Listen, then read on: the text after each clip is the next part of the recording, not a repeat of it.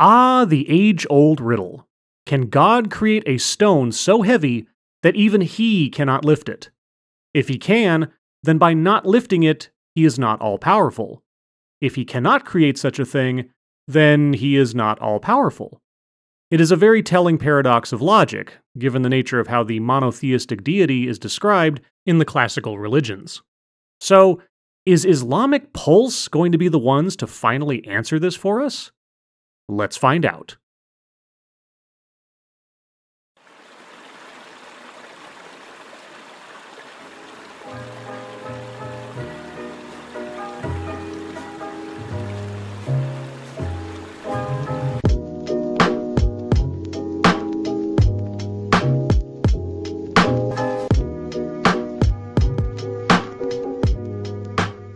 Why did Allah create us?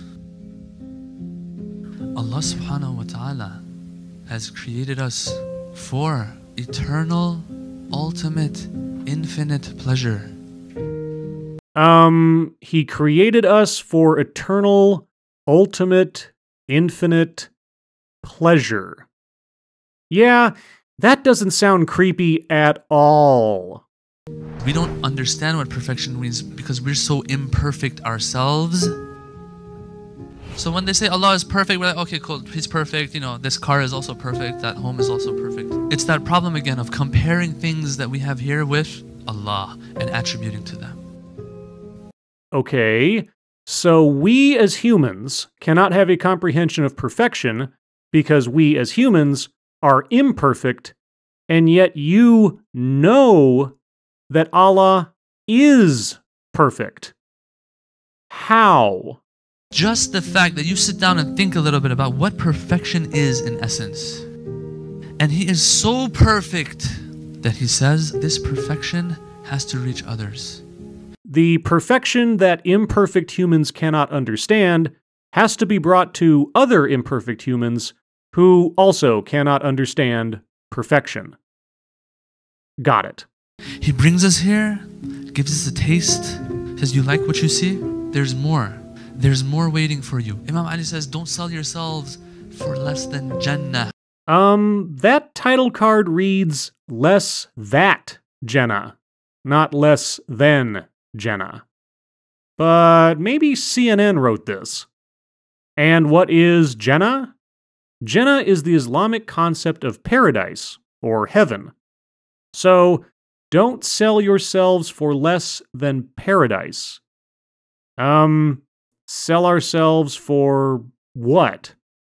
Infinite, eternal pleasure? Right here, someone will stop you. Say, okay, so you're saying He brought us here for pleasure, eternal pleasure. So why didn't He just give it to us straight up if He loves us so much? That is a very good question. Otherwise, it sounds like an eternal game of carrot and stick with a whole lot of stick. This question, why didn't He take us straight to Jannah, is like that question, why can't Allah create a stone that He can't lift? So, the question of why didn't God just take us straight to paradise is also a paradox of logic? Well, I would agree with that. Very simple. A stone that cannot be lifted is not a stone. A stone that cannot be lifted is not a stone. Got it. If you call it a stone, that means it's material. Material can be lifted by Allah. If I call it a stone, it is material, and material can be lifted by Allah. Got it. The planets are revolving around each other and around the sun and the moons and all that, and you're talking about a stone not being lifted. That's a paradox. Yes. Yes, it is a paradox.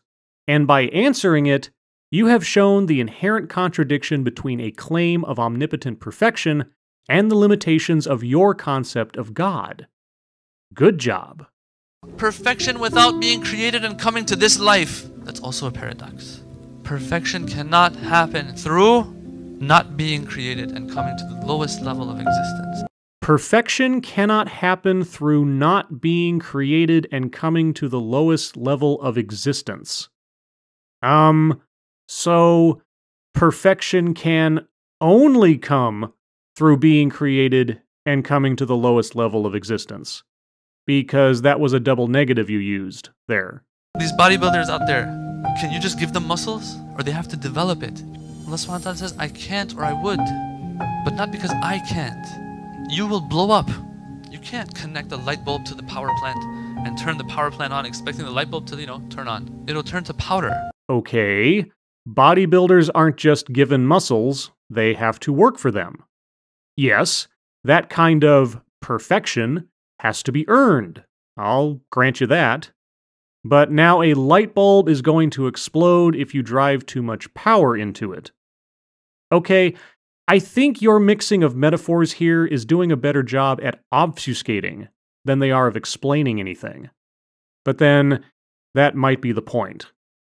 Perfection, brothers and sisters, means that your capacity of the ruh grows to be able to accept that light of Allah and the pleasures that come with it. Okay, so now we're talking about capacity. Capacity to accept divine wisdom? Or power, I guess? So, you have to work to increase your capacity to accept divine power like a bodybuilding light bulb, otherwise you'll explode. Got it.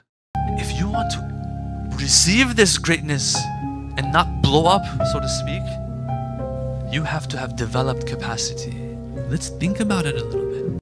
Oh, I'm thinking about it. More than just a little bit. And it still sounds like nonsense. We have eternity before us.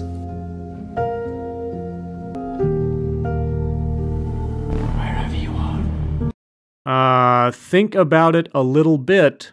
We have eternity before us. That's where this ends. Right. Okay. So, God embodies a perfection that we humans cannot comprehend because we are innately imperfect. But we must take this notion of perfection, a notion that we can't be certain we really understand because we are imperfect and cannot understand it, we must take this notion to others. And though we are all created in order to experience infinite pleasure, pleasure embodied in paradise, we cannot actually reach paradise, which we were created for, without working for eternity to increase our capacity to accept God's divine wisdom, or power. And all of this does nothing to address the question at hand. Can God create a stone that he cannot lift? But the question is moot because a stone is a material thing, and God can lift all material things. So, indeed, God cannot make a stone that he cannot lift. Therefore, God is fallible, and thus neither omnipotent nor perfect. Got it. I'm glad we had this little conversation, Islamic Pulse. I feel so much wiser now. As always, thank you for watching.